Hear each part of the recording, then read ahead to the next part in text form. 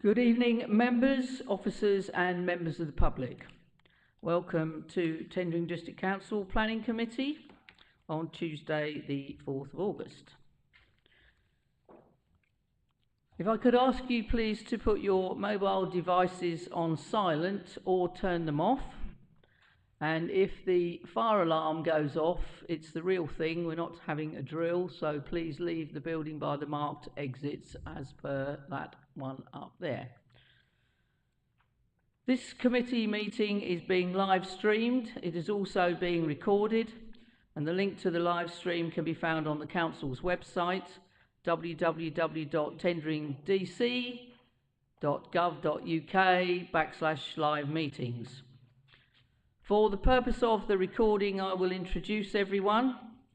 I'm Councillor Maria Fowler, Chairman of the Planning Committee, and I will introduce the other members of the committee separately. Councillor Maurice Alexander. Good evening, Chair. Councillor Richard Everett. Evening, Chairman. Councillor Adrian Smith. Good evening, Chair. Councillor Anne Wiggins. Good evening, Chairman. And my Vice Chairman, Councillor John White. Good evening, Chairman. Thank you, members. The council officers assisting the committee this evening are from Committee Services, Bethany Jones, Maddie Adger from Leadership Support, from Planning Services, Mr Michael Pingram, Ms Alison Pope and Ms Amy Lang, and our Planning Manager, Mr John Pateman G, and our Planning Solicitor, Mrs Joanne Fisher. There are no changes to the agenda running order.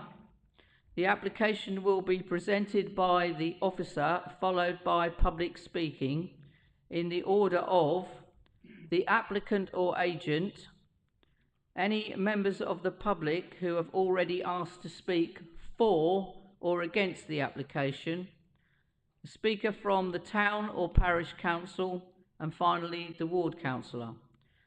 Members of the committee will then have the chance to question the officer. Once all the questions are answered, the committee will then debate. When all the points are discussed, finally I shall ask for a resolution and then call for a proposer and seconder, and the committee will then vote according to our normal rules. Item 1 on the agenda, apologies for absence and substitutions. Please, Bethany. Thank you, Chair. I've received apologies from Councillor Goldman with no substitution, and I've also received apologies from the Corporate Director of Plan and Community. Thank you. Thank you, Bethany. Item 2, minutes of the last meeting, which I have here, which was held on the 8th of July. And I haven't any indication that these minutes are not correct representation of that meeting. Councillor Alexander proposed that we accept these. Councillor White, second. Could I have a show of hands, please, members? Thank you very much.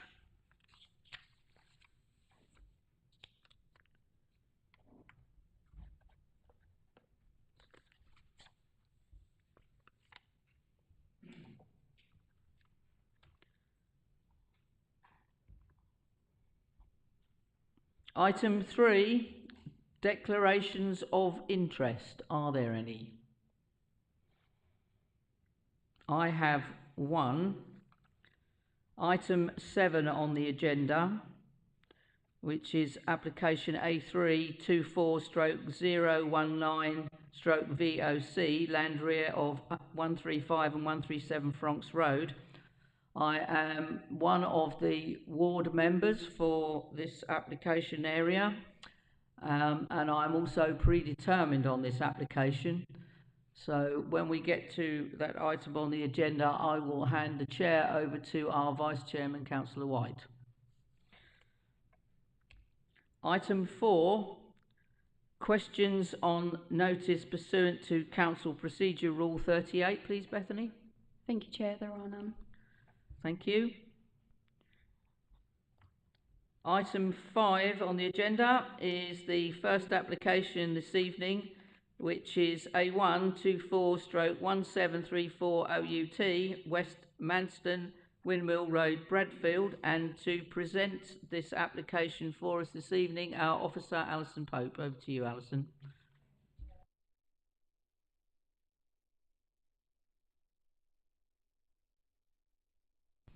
Good evening. This application seeks outline consent with all matters reserved apart from access for the erection of 3 dwellings to the rear of the existing dwelling of West Manston, Windmill Road in Bradfield. The application site is located to the west of the village of Bradfield in the residential street of Windmill Road. The site lies partly within the settlement development boundary of Bradfield and partly outside of it. The site on the slide here is shaded as yellow, and the red line is the settlement development boundary. The aerial view shows the application site outlined in red, which is 0.45 hectares and consists of the detached bungalow of West Manston and the rear garden. The garden is a substantial size and vegetated with trees and shrubs. A single vehicular access exists at the front of the site onto Windmill Road. This shows the bungalow of West Manston from Windmill Road. And this shows the existing vehicular access and the boundary treatment. And this shows the rear of the bungalow of West Manston and part of the garden. And this photo shows extended area of the back garden and the brick-built outbuilding of the garden next door to the left. This shows a view from the western end of the garden looking east towards the bungalow. And these photos show the outbuildings that are located at the north of the dwelling and are proposed to be demolished as part of the proposal. This slide shows the indicative proposed layout, drawing your attention that this is an outline application considering the principle of development and the access only. Scale, layout, appearance and landscaping are reserved for future approval. This shows the indicative basic proposed elevations. And going back to the principle of development here, the site is partially located within the settlement development boundary of Bradfield, as can be seen on the plan here.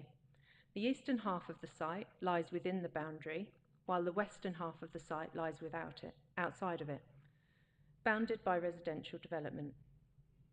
In general terms, development outside of defined settlement development boundaries will be the subject of strict control to protect and enhance the character and openness of the countryside.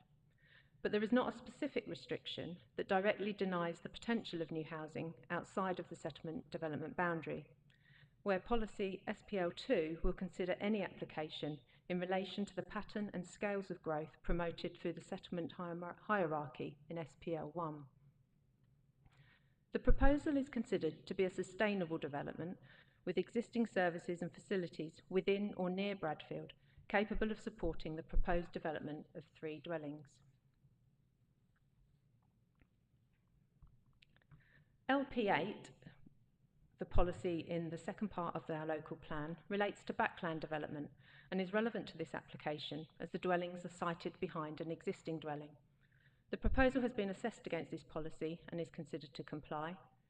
Similar recent development in the area is also a material consideration, as shown on this slide, in terms of the principle of development in this area.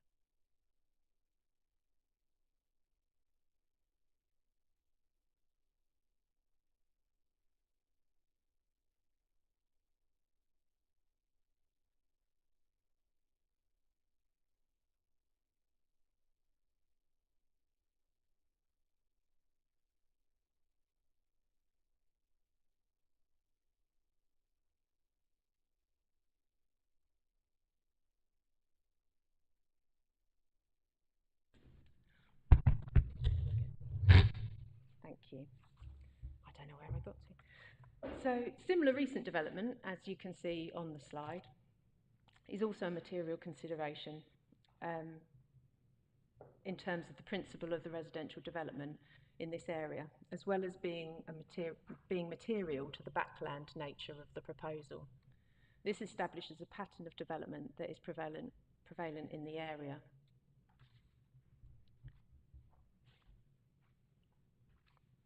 Although scale, layout and appearance is a reserved matter, it is important to establish that the site can contain 3 dwellings without resulting in any harm to the character of the area.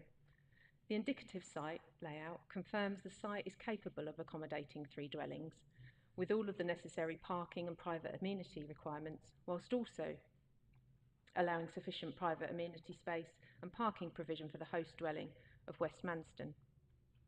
It is considered that a detailed design and layout of single-storey dwellings could be provided at reserved matters stage that counters the existing single-storey dwellings to the south and that of West Manston, which would preserve the character of the surrounding area and be acceptable in terms of visual impact.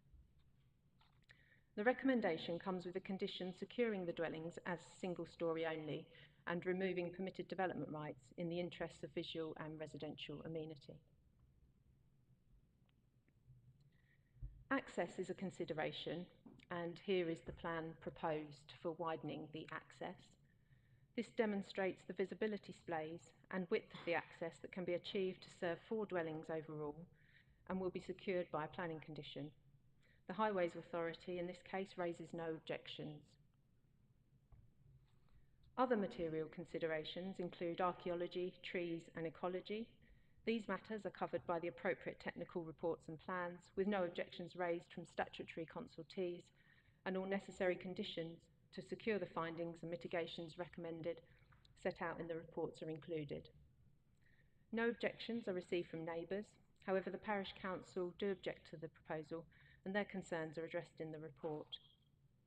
In conclusion, officers are recommending approval of this application, subject to the conditions set out in the report and on the update sheet. Thank you. Thank you, Chair. Thank you, Alison. We have public speaking, 1 speaker from the Parish Council, Bradfield Parish Council, Councillor Alan Coley. Councillor Coley, if you'd like to take a seat there where the microphone is. And as you probably remember, the button's right in the middle when you're ready. 3 minutes.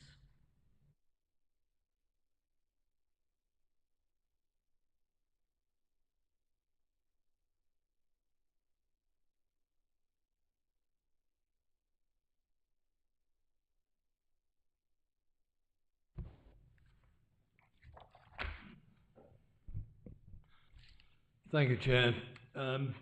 Members, this is a backland development. The officer's report states that the site is partially outside the settlement boundary. Well, then it's outside, isn't it? Parish Council is aware of a paddock development next door, which was approved on appeal. But in this case, approval will result in the permanent loss of an established domestic garden. West Manston is a detached dwelling in Bradfield Heath, near to the edge of the parish.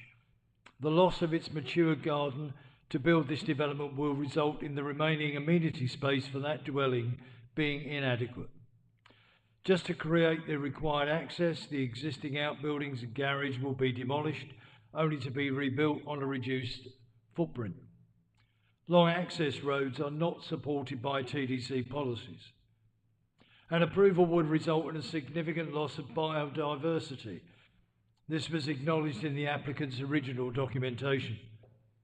The applicant is required to demonstrate a 10% minimum improvement in biodiversity in this application. I can see no evidence of such a plan. The reverse is the case. The applicant has provided an arboreal report which is mainly accepted by the Council's tree officer, which identifies 9 substantial trees, 5 established shrubs to be removed. The tree officer is concerned that the proposed layout risks additional trees being removed or 2 of the new dwellings moved much closer to each other. There is no possibility that the developer can achieve biodiversity net gain on this site.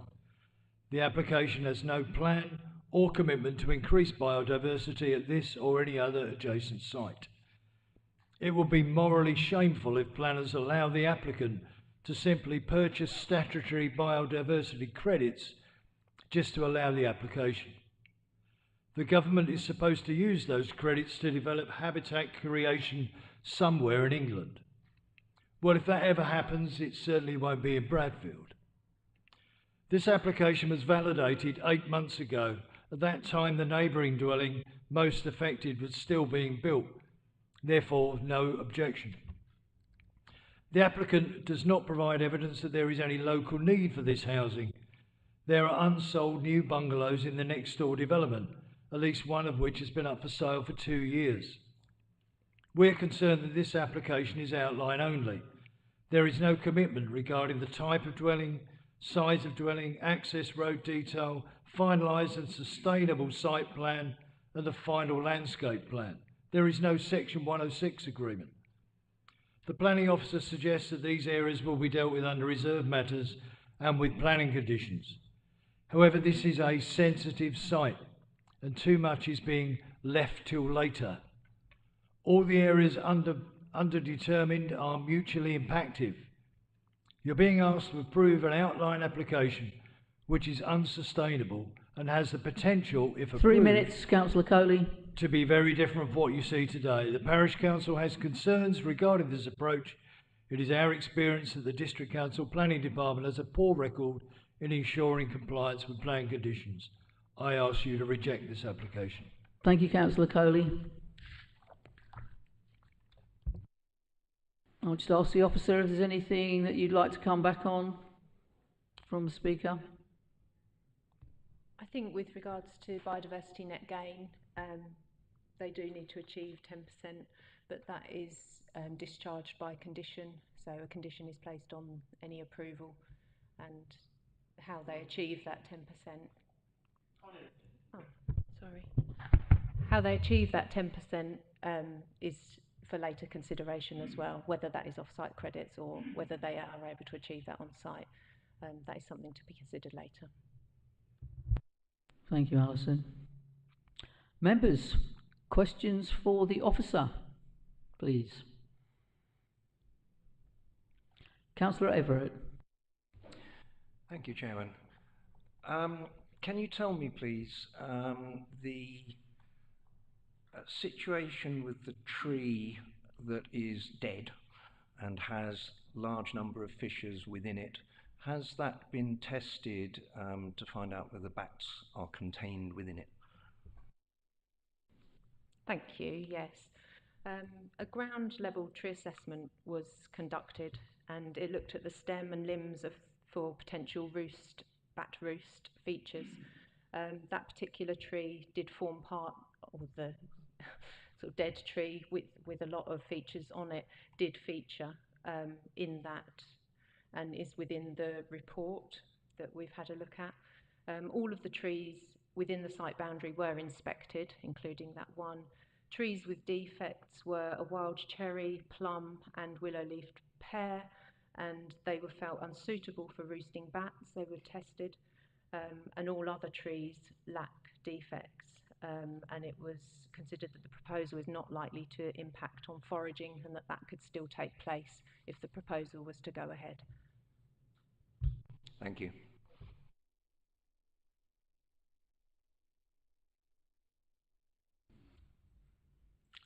Any further questions, please, members, for the officer?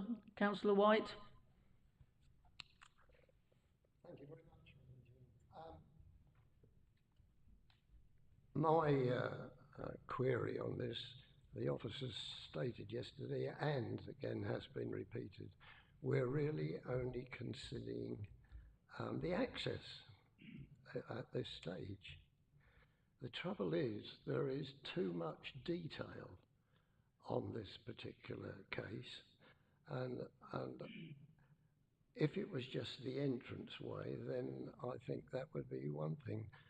But there is so much detail, and how much, so getting to the question, how much, if it was granted, could the applicant then use the details that we have approved on this application, i.e. that it should be 3 properties, they should be set in these positions. So the query is really, are we talking about the whole site, or are we just talking about the entrance? Thank you. The description of the application proposes 3 dwellings, and so we are looking at the proposal of 3 dwellings on the whole site, which was outlined in red, and the access. So the vehicular access, which is shown on the plan there, which shows the visibility displays and the widening of the access to facilitate entry in there. As part of the application, there are also swept path analysis for different size vehicles, which show how they can access the site and access the dwellings as well.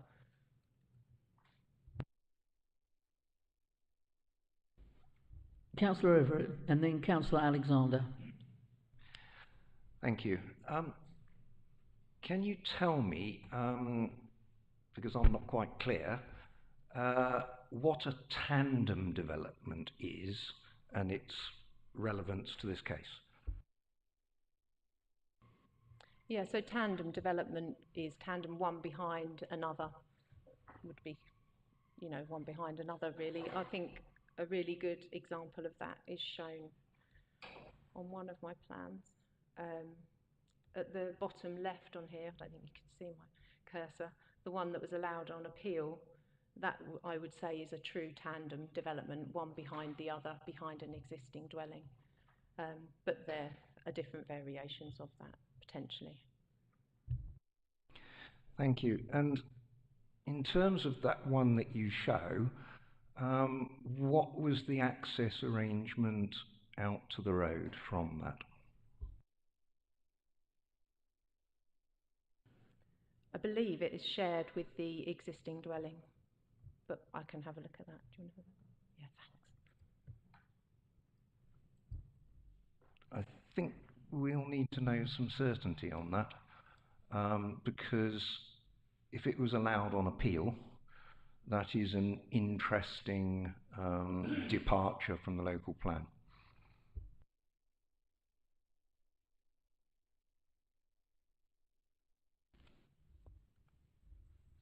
Councillor Alexander. Thank you, Chair. I'm very minded that we're here this evening to look at this application in respect of the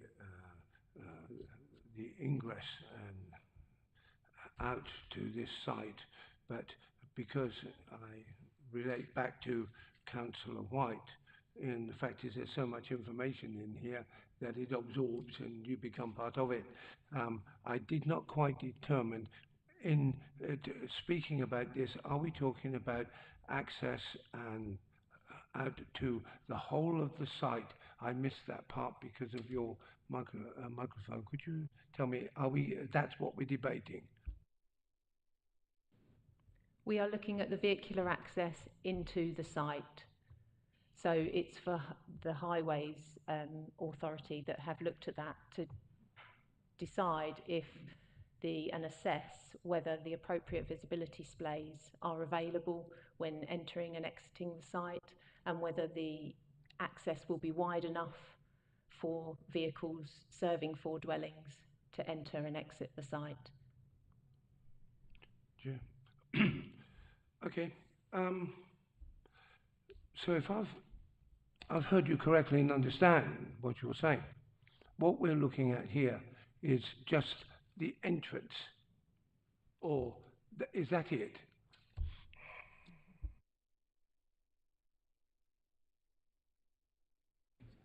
Yes, we're just looking at the access. Okay. I looked at this very carefully, and in fact, I had to go and visit somebody, and it took me down Straight Road. So I looked at this again while I drove past. It's an extremely narrow road, and given the size of the vehicles that you will require to bring in building materials, etc., I'm a little concerned that this road may not be it may not be able to sustain such heavy lorries. Will there be strict controls of when the vehicles come? Is there going to be a one-way system in place? At this time, there is a construction management condition that would be placed on any approval, and we would ask the developer or applicant to come forward with details of how they will manage construction, and the Highway Authority will need to accept that and assess that it is acceptable, and that will control the building materials, where they are sited, where the parking for construction workers is going to be located, and various things within the site. They are content with the access, which they have considered as part of this application, and a construction management plan will then secure future construction of the site and how that is managed, and the Highway Authority will sign that off as well. May I return? Okay, without having that construction management document, because I've not seen this at all, and I believe I'm having a little difficulty in actually hearing what you're saying, so please bear with me, okay? We'll put it down to old age, shall we? But when we look at this document, and I presume that we will never actually have privy to that, we won't know exactly what they're saying if they have got to approve this and say that it's a go-ahead. So how can we make a decision based upon something that we really don't know? Yeah, sure. The condition will need to be discharged, so they will need to submit to us a construction management plan, and that goes to the Highway Authority for them to review to ensure that it meets the requirements. Our construction management condition that we place on there details the criteria that we need them to comply with and that they need to evidence within their plan. Any discharge of condition that comes forward to us is available on our public access, so it will be notified as part of our planning applications and is public accessible, so you would be able to have a look at that when that is submitted. Chair, I'll give way just now in case anybody else wishes, but I have another question. Thank you, Councillor Alexander. Any further questions, Councillor Everett? Thank you, Chairman. Can you go back to the diagram that showed at the beginning the access to 1900-738? If you go back to the beginning of your slides, it actually showed. Stop. Go forward a bit. One more. I think there. That's perfect. Right. You can see the access road into the 738 there. That appears to be a totally separate access road from the building below it. Is that correct? Yes, the access is the existing access, which is going to be widened. Is that what you mean? Sorry. There is an access road there. So that's not part of the property that is next door to this property, is it? No. So it's not a shared access? No, sorry. Right. This particular application seems to have a shared access. Would you agree with that? I don't know if you can find the aerial photograph, and that might be able to show, but the trouble is we don't know where that garage is being served to the neighbour, whether that comes off the shared access or whether it comes off an independent access. Ultimately, that's not part of this proposal, it's outside the red line. This proposal is proposing a shared access, one single point of access that would serve the existing property at the front of the site, and then obviously would continue to serve up to for 3 dwellings to the rear of the site. And while I've got the microphone, with your permission, if I can just continue, ultimately, I just want to clarify something about what you're looking at as members. This is an outline application. I'm not the biggest fan of outline planning applications because they always cause us to have to kind of guess ahead of what may be coming forward. An outline application, forget the access for the minute, an outline application is a decision about whether the principle of allowing residential use, in this case, number three dwellings. We don't know how big, we don't know if they're going to be a bunch of semi-detached, they could be a terrace, they could be anything. We don't have that detail because that's outline, that would be layout, that would be appearance. What we just are dealing with is the principle of free properties, given where the settlement boundary is, they are likely to be outside of the settlement boundary. That's why the proposal is before you. Ultimately, once you've got the principle of whether that's acceptable or not, the only thing that's actually part of this outline is access. And when we talk about access, we're talking about the point of access, not the layout road beyond the access itself, because that would be layout. So we are dealing with the point of access. Ironically, the point of access is the same access as currently being used at this moment in time, be it a bit wider. And then obviously what we're dealing with is the principle of whether or not to have three properties somewhere within the garden of this property. Those concrete details are reserved matters, where they're going to be, how big they're going to be, and so on. What you do have when you normally get an outline planning application is an indicative plan, which is exactly what we've been given, that attempts to demonstrate to us that at least one possible layout is possible. Wasn't the best English in the world, but essentially seeks to demonstrate that. The reason they're seeking to demonstrate that at least one layout is possible is for us to consider that in principle it is possible to concede a development of up to 3 properties on this site. The only thing we have done perhaps a little bit more unusually with this case is when you look at your planning conditions, you will see that rather than leaving everything for the reserved matters in terms of the layout and appearance, we have actually put a condition on there to restrict it to single story, because we feel that being backland development and given the neighbouring properties as well to be in keeping with the character of the area, single story would be appropriate. So we are seeking that to say to you that we recommend the principle of development is acceptable. That point of access is acceptable, provided they are single story, and that is the recommendation before you today. Thank you, Mr. Pateman-G. Thank you, that's very helpful. So you are confirming that it is a shared access that we're looking at here. Would you like to tell us what policy LP8 says about tandem developments and shared access? Do you want me to read the whole thing? So LP8 is your local policy on backland residential development. It essentially says that if a proposal for backland development, so it doesn't say they can't happen, but it says if they come forward, they must comply with the following. And there is 1, 2, 3, 4, 5, 6 criteria that essentially that lists, as you will know. Effectively, it says that it will evolve and would not evolve. Start again.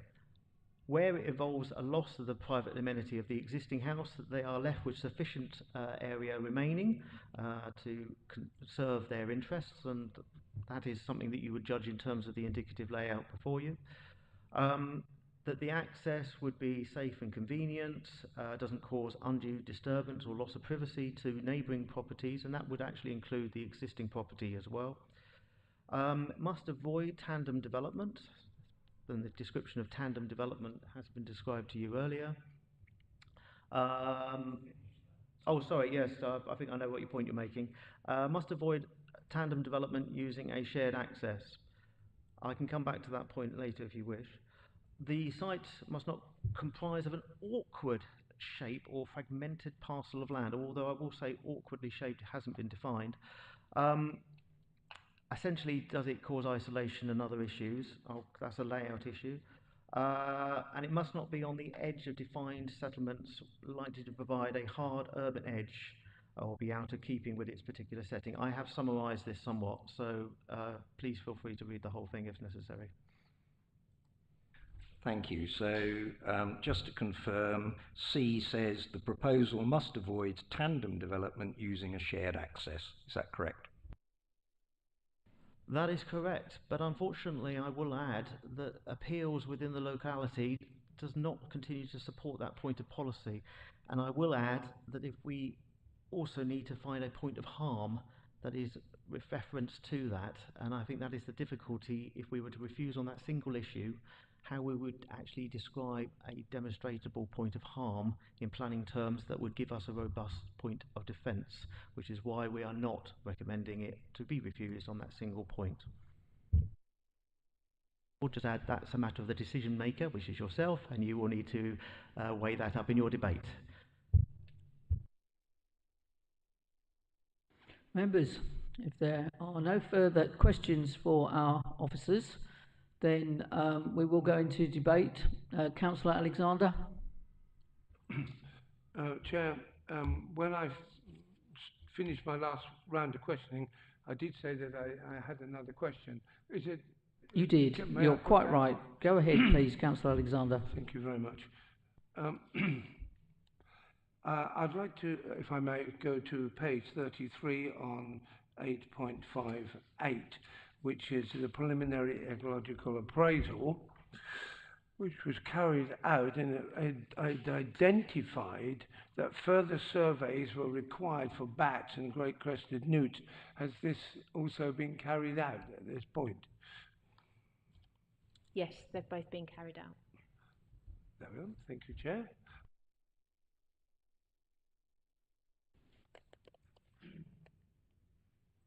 So we are now in debate.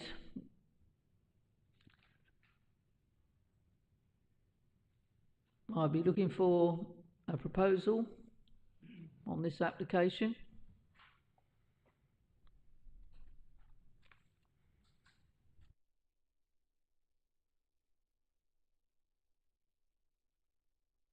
Councillor Everett. Not a proposal, but the start of the debate at least. I think the issue of the bats I'm relatively reassured about because it has been clear that the proper surveys have been done and the proper due diligence has been taken to make sure that bats, and indeed in this particular case great crested newts as well, have been accommodated within. I'm less certain about allowing an application that has a shared access for a tandem development, because it's specifically in our policies that we shouldn't do so, irrespective of other considerations. I think that is of heavy concern. But that said, I don't think it would be difficult for the applicant to move that access a little bit further along to create a separate access. Whether that is possible or not, I'm not quite sure. So I'm very open to suggestions other members may feel. Thank you, Councillor Everett. Councillor White. Thank you, Chairman. I must declare that I don't think I've ever seen such a beautiful back garden in a property as we saw yesterday, with all those trees and all the variations of trees that we got. It wasn't just one specific type. It was quite amazing, I felt, to see it all in one back garden.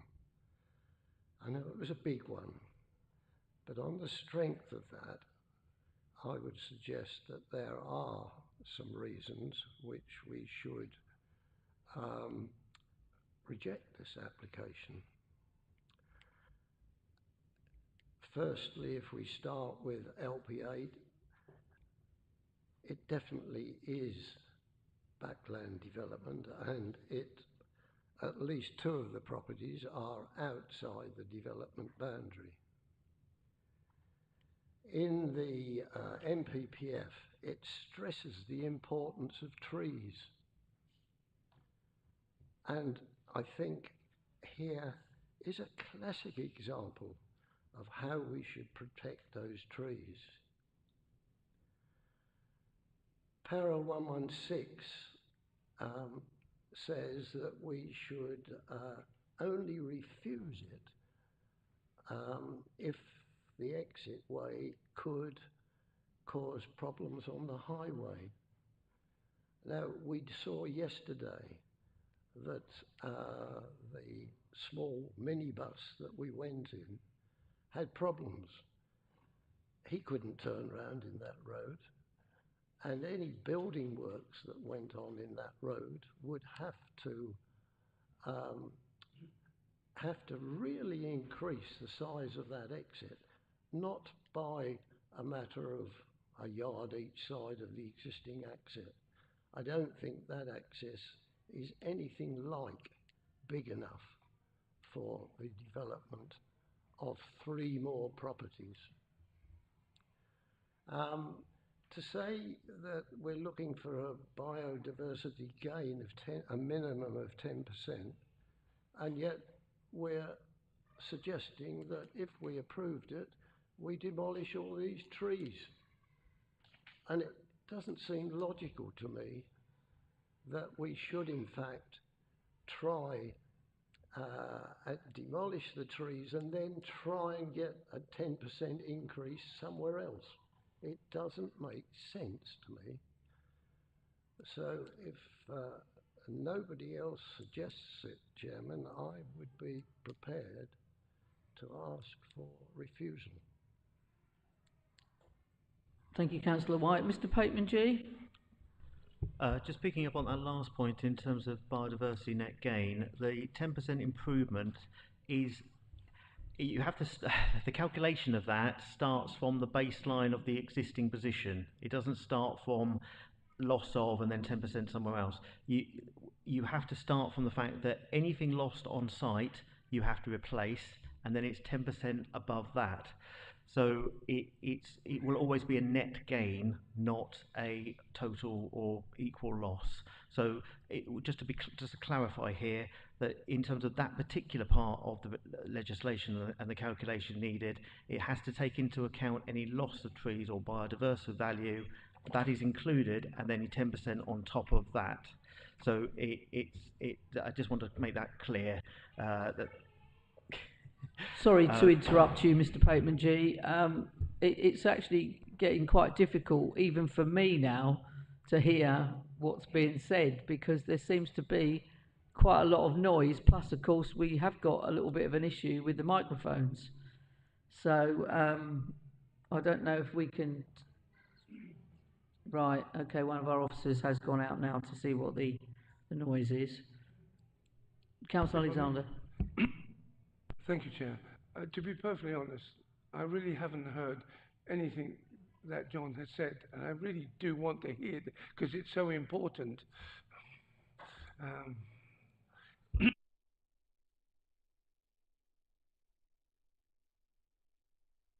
We'll turn the volume up, and we'll see how we get on. Okay. Let's see if I can blast you. Right, okay, thank you. You might regret this later in the meeting. So what I was saying was that don't worry about biodiversity net gain. It is fairly self-regulating. It has to be imposed by law. It's a deemed condition. We can't do anything about it. It is imposed. And ultimately, whatever the situation is right now, regardless of when development happens, it's the position as existing now. It's 10% on top of that. So even if they take away all the trees tomorrow, which they could unfortunately do, you would take it from the position of this moment in time and add 10%.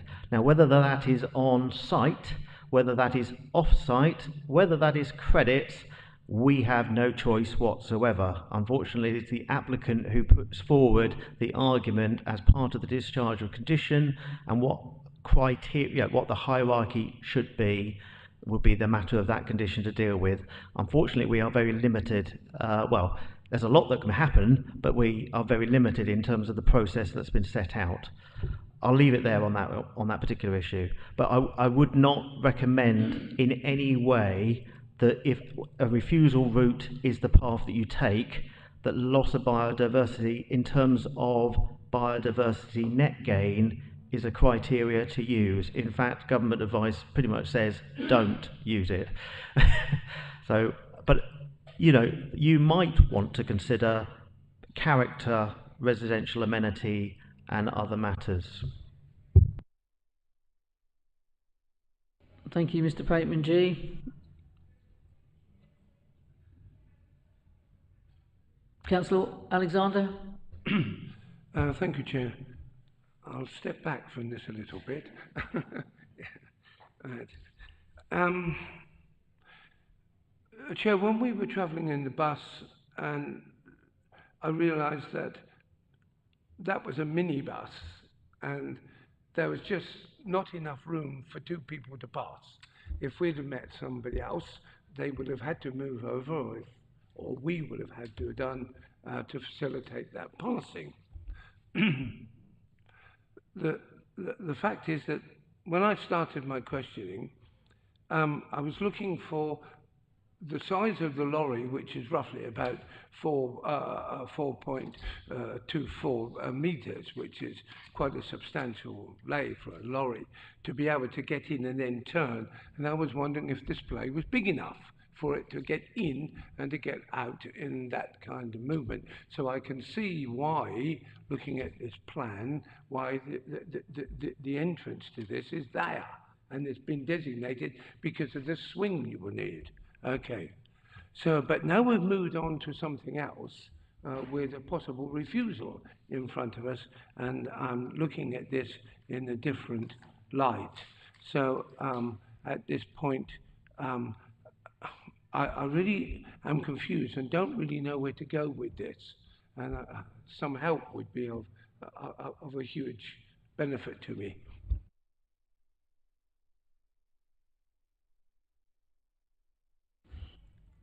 Mr. Pateman G.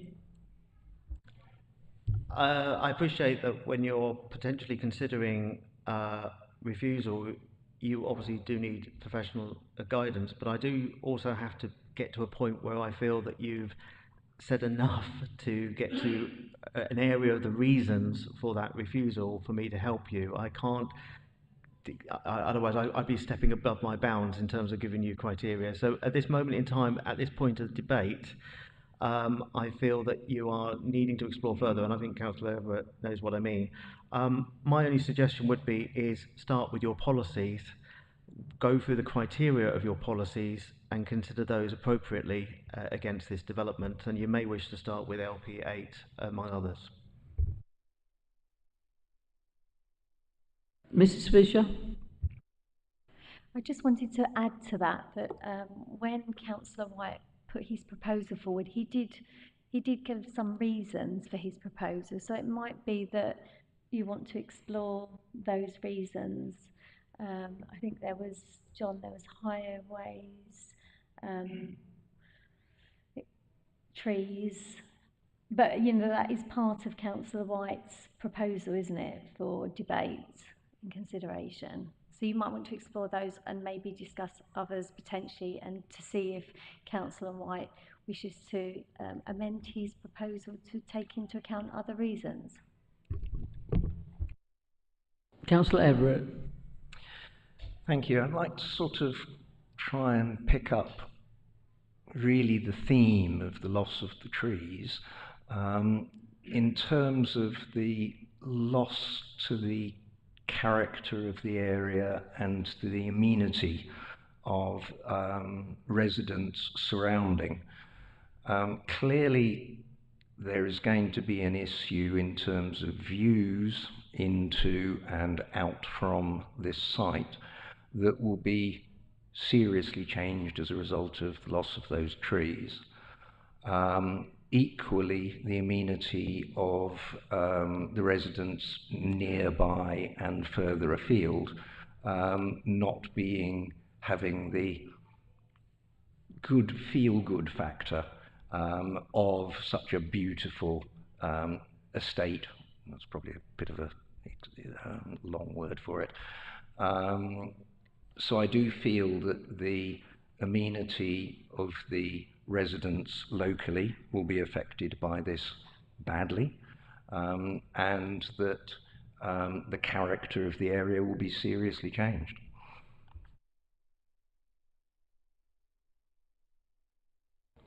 Thank you, Councillor Everett. Mr. Pateman-G? At the moment, I think on the table you've got trees and character of the locality being affected, and I might describe that as the development would extend the built form of the existing building line of neighbourhood properties, creating a hard urbanised area, eroding the character and openness of the area and the amenity enjoyed, which includes loss of trees or indeed the loss of opportunity of trees, contrary to your policy LP8, which is criteria E.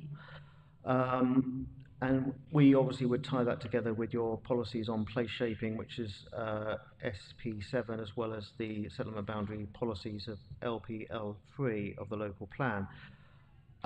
In terms of the highway issue, I've not heard much around that. My only concern around the highways issue in terms of judging the width of the existing road is right next door a development of far larger degree was recently constructed.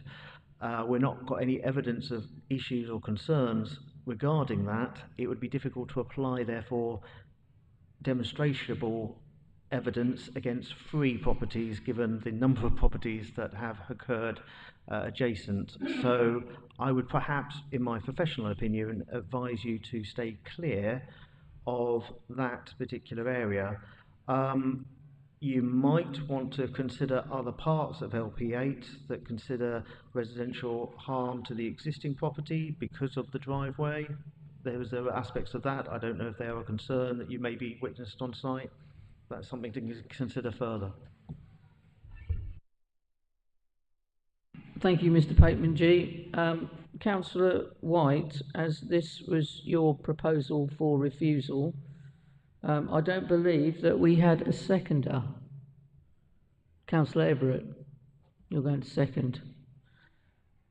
Are you happy with Mr. Pateman-G's analogy of the proposal to refuse? Sorry, Mr. Pateman-G. I was going to say, do you want me to say what I think the refusal is at the moment? Yes. Right. If you wouldn't mind. So at this moment, what I've got is the development would extend the built form of the established building line beyond the neighbouring properties, creating a hard urbanised area, eroding the character and openness of the area and the amenity enjoyed, including loss of trees and loss of opportunity of trees, contrary to LP8 criteria E. And as such, the proposal would set a precedent for similar forms of development in the locality, be out of keeping with the prevailing pattern of development, and we effectively are refusing on LP8, SP7 and SPL3 of the local plan. That is what I think you've got at this moment in time. Councillor White, are you happy with that? Yes, thank you very much, Madam Chairman.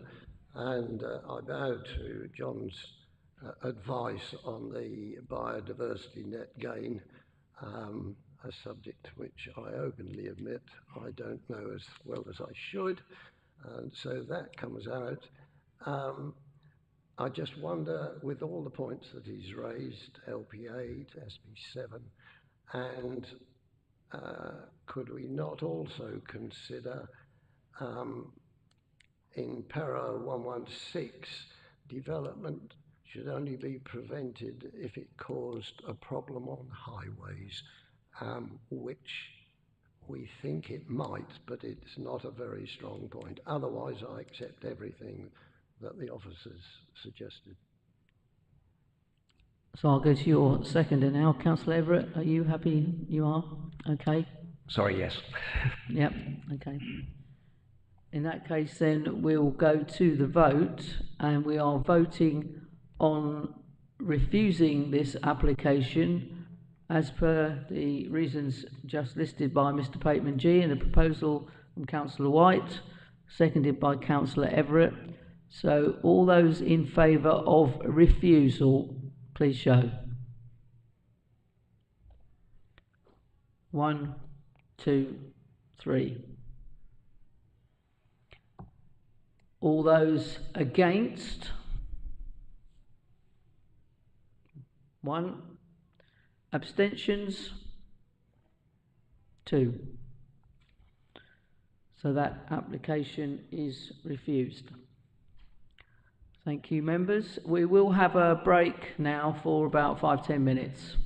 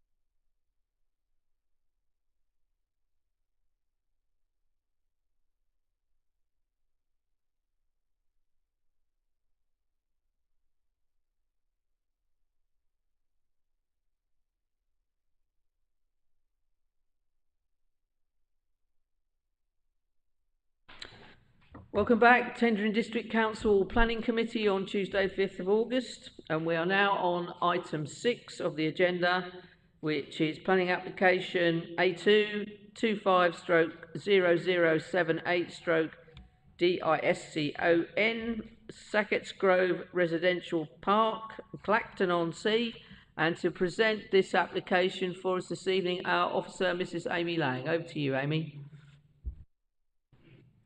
Thank you, Chair. Good evening, members. Okay, so this item relates to the conditions attached to Planning Permission Reference 22/00556/FUL for the siting of additional park homes at Sackets Grove Caravan Park in Clacton.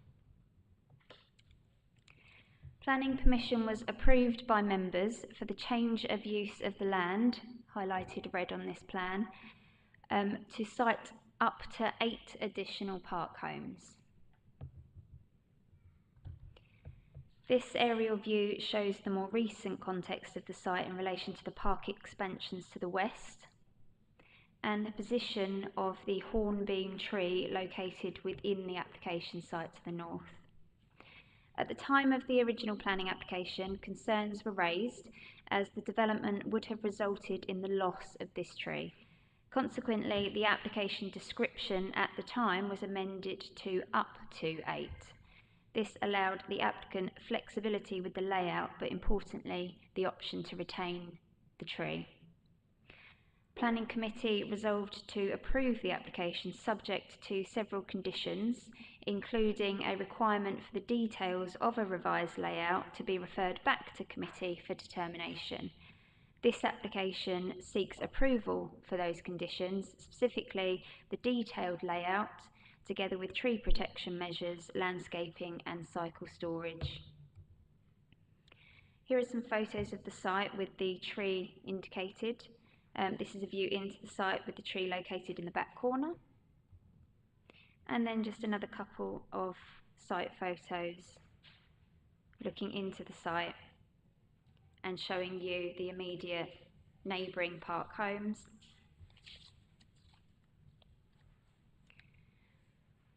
Okay, this slide shows a side-by-side comparison with the originally proposed layout of 8 park homes alongside the new layout. The proposed layout reduces the number of park homes from 8 to 6 and retains the hornbeam tree. This meets the requirements of condition 3 of the original consent and overcomes the concerns raised by members at the time of the original application. The proposed fencing and landscaping details satisfy condition 6. The small outbuildings proposed will provide the secure cycle storage in accordance with condition 13.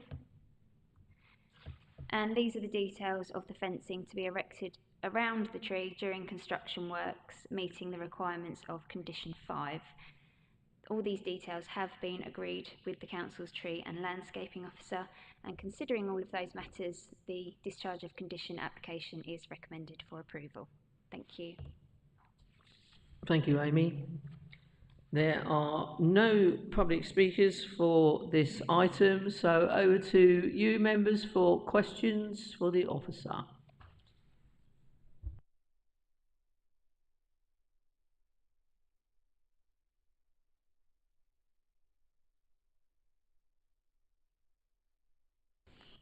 So by the deafening silence then, I assume that there are no questions for the officer. Councillor Everett. Thank you. I'd like to thank our officers for the work that they've done on this application in terms of particularly saving the tree. I think that has been inspired in the way that it has been done. And I would like to, as a result, suggest approval.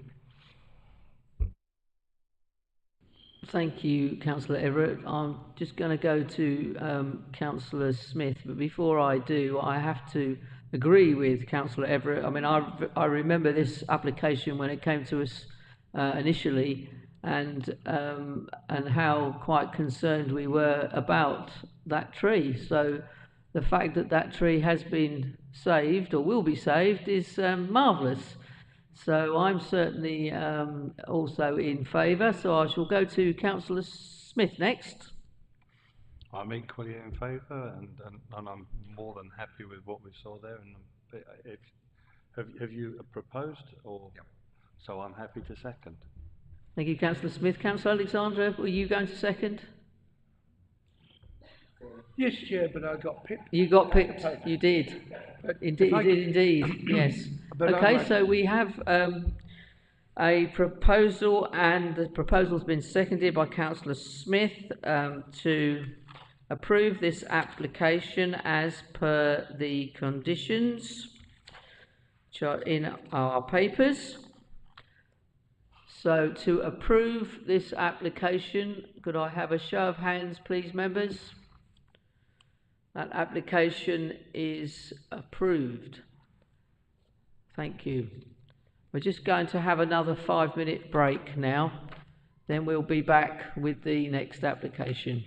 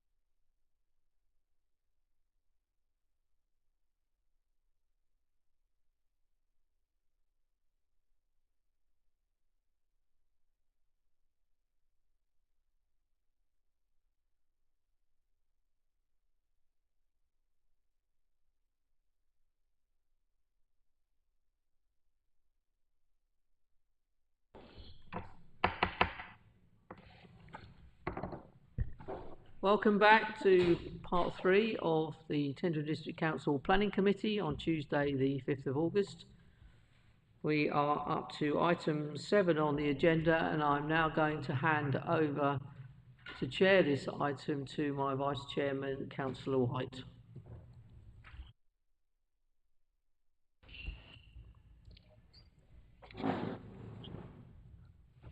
Right.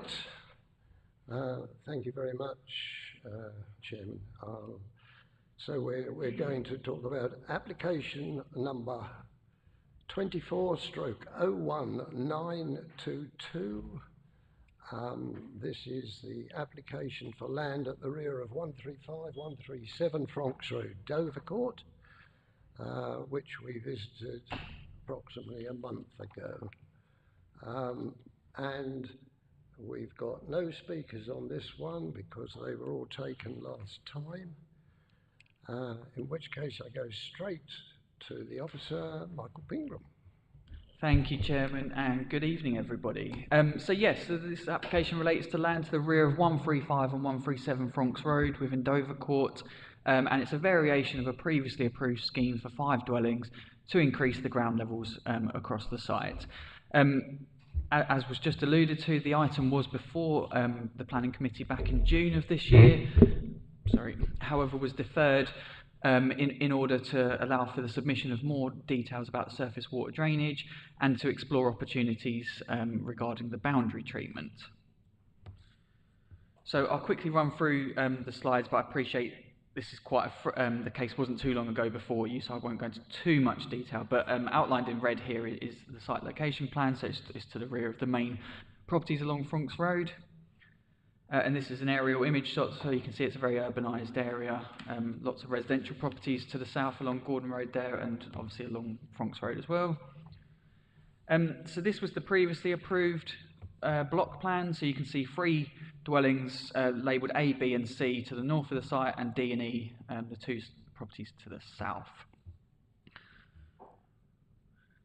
So this is a section drawing that sort of shows how the development has been built differently to what was approved. So the green line represents the previous ground levels, and then the development sort of around that. So you can see, so this, if you can imagine sort of facing into the site, looking left towards what would be, so essentially you're standing where I'm hovering now, so looking left would be where the 3 plots are to the north, and looking to the right is the plots to the south. So if we look on left here, you can see that there's quite minimal change. In fact, there's actually a slight decrease in ground levels of up to minus 0.6 metres, and it increases as you go through the site to a sort of tipping point of about an increase of 1.5 metres. So there's no exact point, every point's slightly different, but it ranges between minus 0.6 metres and plus 1.5 metres.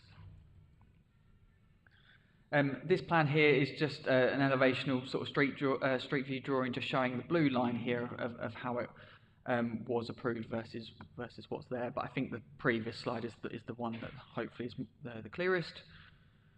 And this is just a site layout plan that just demonstrates there's an approximate distance of 27 metres between the sort of dwellings along here and the neighbouring properties to the south. But I'll go into that in a little bit more detail shortly. So these are the photos that I originally took on site, so I'll just run through those, and then I've got some additional photos to show you as well, provided by the applicant.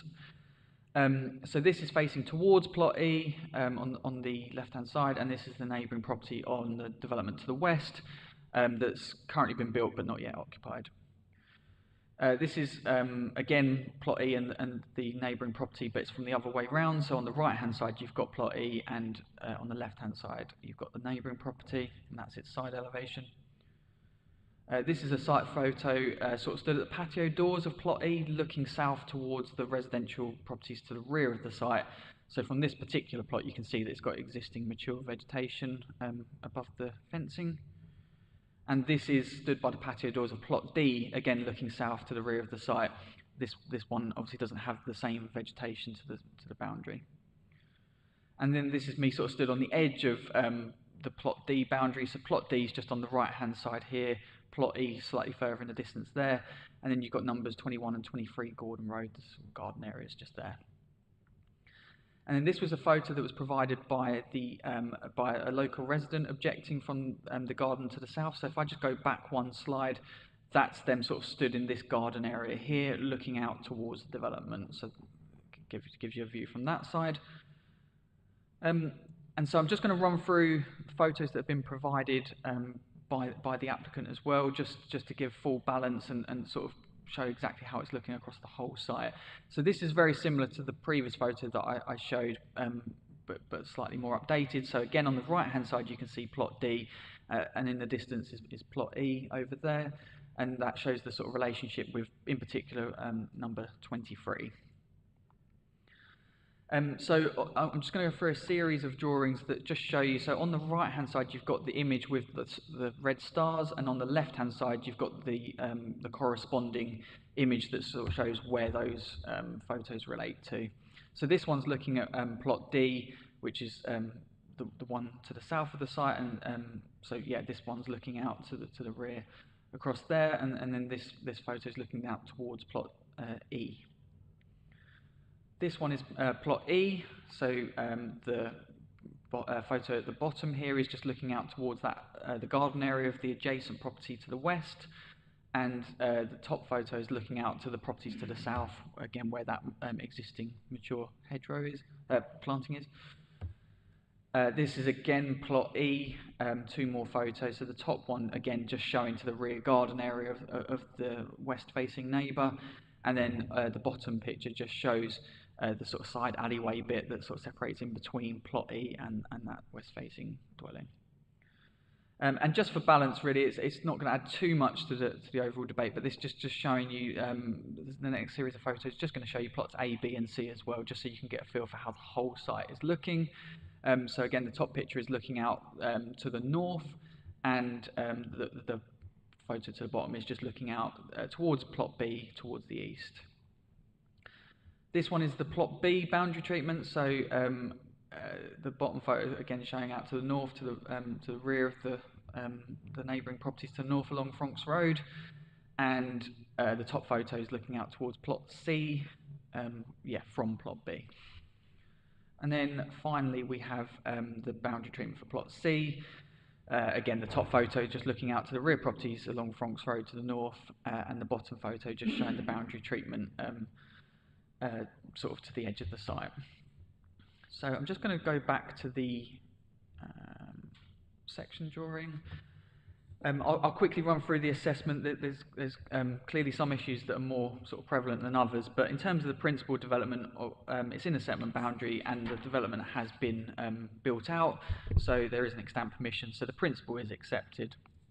In terms of the sort of visual impacts of the changes of the ground levels, they're predominantly to the rear of the two southern-facing properties, and very little difference to the front of any of the properties. So in terms of the street scene, there's not going to be too much difference compared to what was originally approved. But the impact to neighbours, that's the sort of the key to this one, I believe. So there are a number of residential properties. If I go to this one here, so we've got the west-facing neighbour and the properties located along the rear here, specifically 23 and 21 Gordon Road, but also partly number 19. So the increased height of plot E, which is this one here where I'm hovering, has the potential to appear oppressive to the adjacent plot to the west. However, it is noted this plot's not currently occupied. There is an approximate 2 metre separation distance, existing hedgerow that screens a lot of the development, and also of the 3 windows that run along that side elevation, 2 of them serve non-main habitable rooms. So therefore, on balance, the harm is not considered to be significant enough for us to recommend a reason for refusal. At the earlier committee back in June, members raised concerns with the potential impacts of surface water runoff from the site towards this dwelling in particular, but just the general development to the west. However, to address this, the applicant has provided a drainage layout plan, and this confirms that the roads and driveways are all permeable, and lead to a large attenuation tank underneath the road, and then that will then connect to an attenuation tank on the adjacent site to the west, which in turn then discharges towards an Anglian water manhole. So in short, they've demonstrated how surface water will be managed, and it is worth pointing out that this has been signed off from our building control team as well. In respect to the rear-facing neighbours, we acknowledge that the dwellings, as well as the boundary treatment, it's going to be higher than it was before, so there is a degree of harm. It will be more prominent than it was historically, or historically approved at least. However, they do have long gardens, these neighbours. There's approximately 16 metres between the rear of the properties and to the rear boundary area here, and approximately 27 metres between the dwellings themselves. This is worth pointing out does exceed the Essex Design Guide guidance of 25 metres back-to-back distances. As was hopefully sort of demonstrated in my photos, sort of stood by the patio doors, there's no direct overlooking from the site onto the rear gardens of these properties. And it's also worth pointing out that whilst the fencing may appear to some extent oppressive, it is permitted development to build up to 2 metres without requiring planning permission. So the increase up to 3.3, so that 1.3 metre increase is essentially the difference that we're looking at really. So sort of taking all of that into account, on balance, we've previously and continue to not recommend a reason for refusal on that basis. Again, within the previous planning committee, members raised concerns with the boundary treatment and asked us to discuss with the applicant to explore if there were any other options and what could be done about that. The long story short is that nothing has changed in terms of the boundary treatment. What you see before you is exactly what it was when I brought this to you back in June. Instead, the agent for the application has provided more justification to demonstrate that the harm is not going to be significant to neighbours, and partly the photos that I've run through earlier, that is part of that justification. They've also confirmed that the retaining walls are on the applicant's land, and the design is a combination of steel king posts and concrete sleepers, and they've been specifically designed for the site under the guidance of structural engineers. Again, just to point out that our building control have signed this off. In addition, the applicant has stated that whilst the fencing on the rear boundary could be reduced in height, this in turn would result in a loss of some privacy to the neighbouring properties here, because the fence will lower and the patio doors, etc., will potentially be able to overlook directly into the garden. So that is part of their justification for not changing how it is. So following a review of this information, officers maintain their earlier position that overall we acknowledge there is a degree of harm, but we don't consider that it's significant enough to recommend refusal. So in conclusion, as before, our recommendation remains an on balance approval, but yeah, happy to answer any questions. Thank you, Chair. Lovely, thank you very much. Members, you will remember that we did ask the officers to go back, and Michael has given us the answers that they managed to get. For my personal point, the one that was worried me has been now covered by the drainage note, which has been also looked at by our own people, so that's confirmed.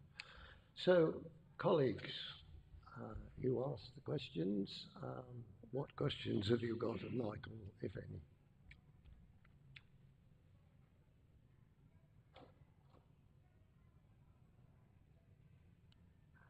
Deathly silence was heard.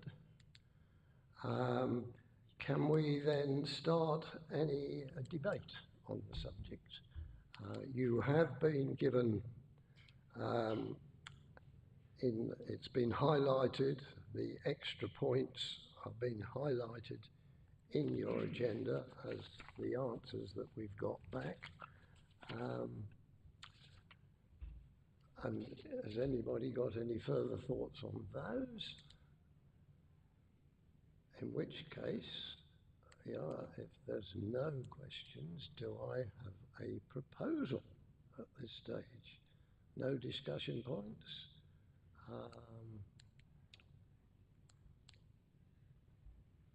So, deathly silence.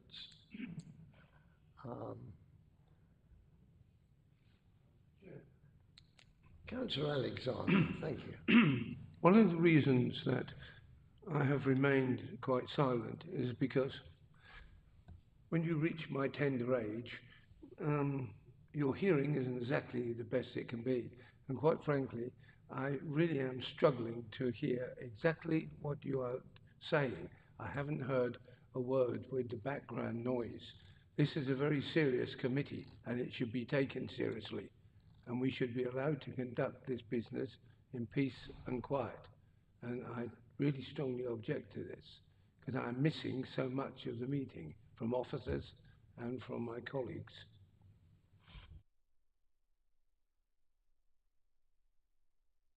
The point has been made and will be made strongly again. I went outside and there must be, I don't know, 40 or 50 children out there rushing up and down the corridor. It must not happen again. I won't say any more than that, but we will be pursuing that. Councillor Alexander's point is well taken. Now, getting back to the application in front of us, who has any discussion points, or can we go to move one thing or another?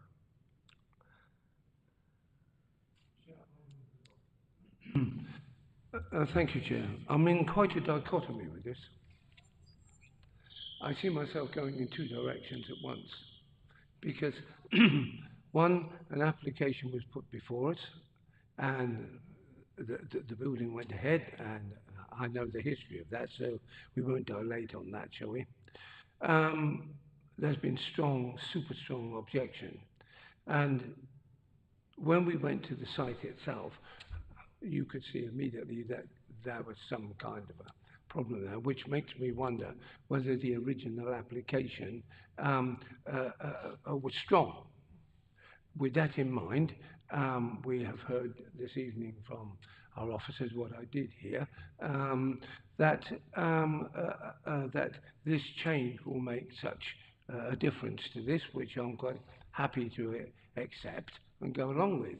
But my curiosity, Chair, in this debate is as to why they need this extra build, this increase in levelling.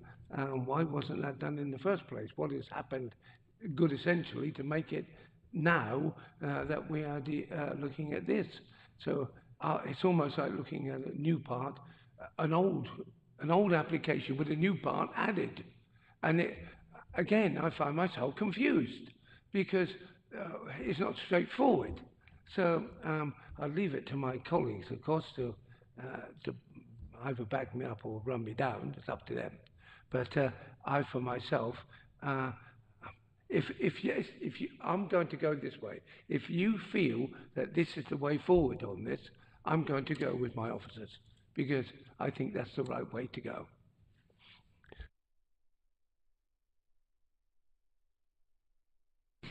Thank you. I likewise am torn in all sorts of different directions on this one. I suspect that our officers will advise us when I've said my bit that probably what I'm saying is not relevant. But this presumably came to us because there was potentially an enforcement issue, and that the enforcement was over the issue of the raised levels.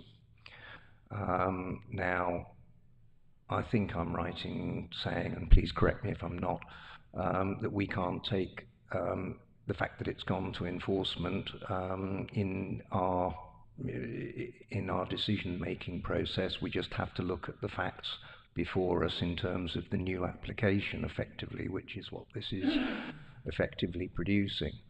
So I suppose it goes down to principles, which is are we or are we not prepared to accept the raise in levels, full stop? And would we, if it were an entirely new application with this raise in, with the levels to what they currently are, would we refuse it? My suspicion is we possibly would, but it's very, very difficult to say. And I find myself in the same position as Councillor Alexander. I'm in all sorts of different positions on this, and I don't think I can make a decision.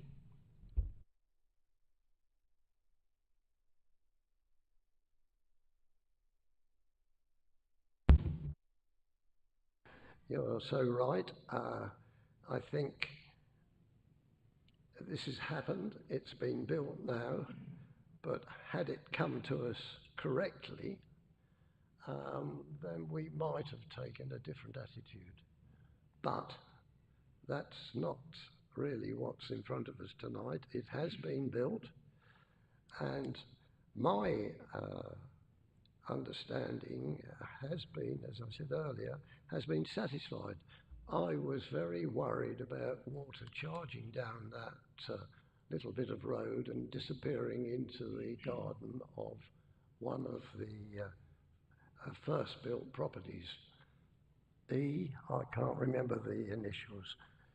However, the applicant has provided a drainage note explaining now that what would happen in a flood situation as the water rolled down. In theory, it will disappear, and our officers are convinced that that will be the answer. So my own personal views have been satisfied. But it is one of those which, as you rightly say, had it come to us in the early stages, might have been done. Ask the solicitor for views. Thank you, Chair. I just wanted to reiterate to members that the position as outlined by members, Councillor Everett and Councillor Alexander, is correct in that you're looking at this application, although the works have already been carried out, you are looking at this application should you grant permission, applying all of the legal tests and policies and the decision-making basis that you would normally apply to any application. And the fact that works have been carried out without consent and is not material to your decision today. Should this be granted planning permission in the same way that you would consider any other planning application?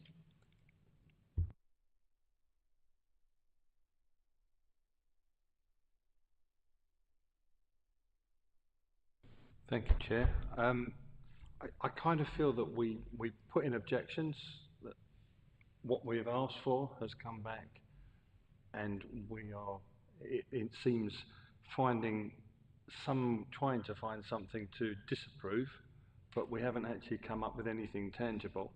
So as a result of that, I'm going to propose that we accept this.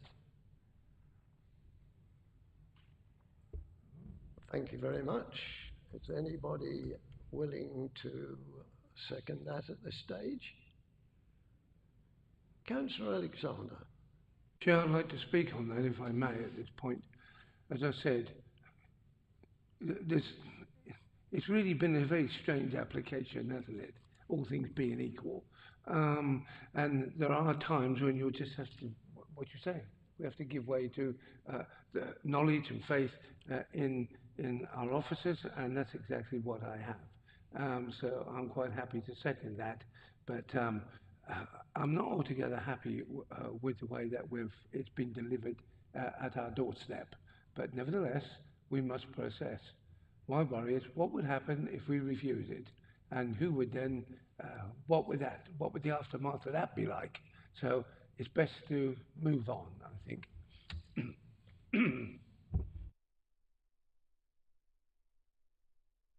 To speak? If not, I've got a proposer and a seconder that we do now approve it as per the recommendation on page 65, which brings in a load of conditions, 9 conditions, and some informatives as well, but subject to that, if nobody else wishes to speak, I'll take a vote.